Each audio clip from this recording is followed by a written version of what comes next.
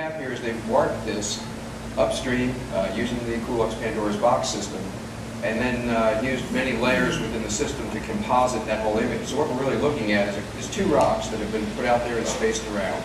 We're looking at some water that was actually created out of 2 or 3 different media layers that are laid over each other and keyed in real time.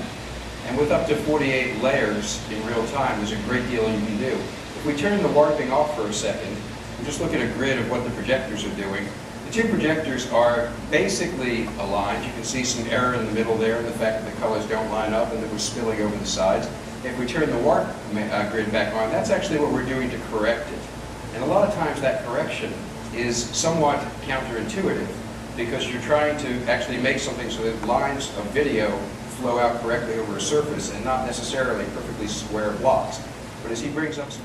We can also do something else which I find pretty effective, and that is rather than use the panels and paint the video layer to the panel, we can use the panels as a reveal.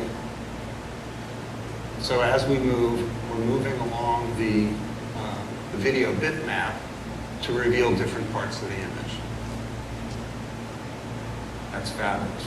Josh, do we have any examples that we might be able to share with the audience of how this effect has been used in a live event?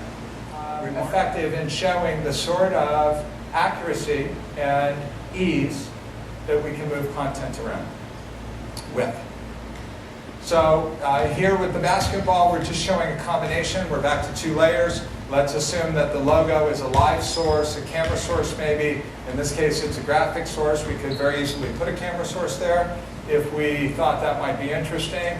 And then we could play with who might be falling in. Let's see, we'll dial in someone here that is kind of interesting. I think we're going to have to stick with Fritha, and keep her on the ball, and then we'll let her go away. Basically, progression is almost natural from these odd shapes, the geometric shapes, to let's call them arbitrary shapes. But Sam's just started to animate the cards, and now we have the wheels spinning, and for those in the front, the headlights are flashing, and I think they'll make it on the screen up front there.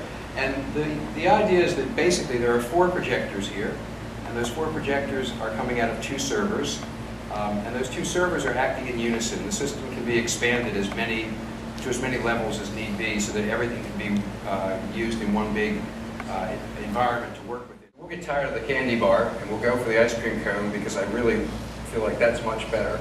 And it, again, gives us the same answers. And this one, too, is set to rotate or to scale or to do things, and we can turn them around. We can look at the bottom of it.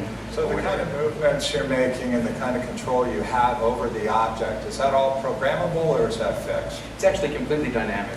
The issue right now is that I'm working right now in an imaginary box that's about this big, and if I put my hands inside of this box within this space here, it's doing things, and if I do different elevations, it'll do different things as well. So it has to do with how we set that up, but that could be changed on the fly to any other type of gestural behavior.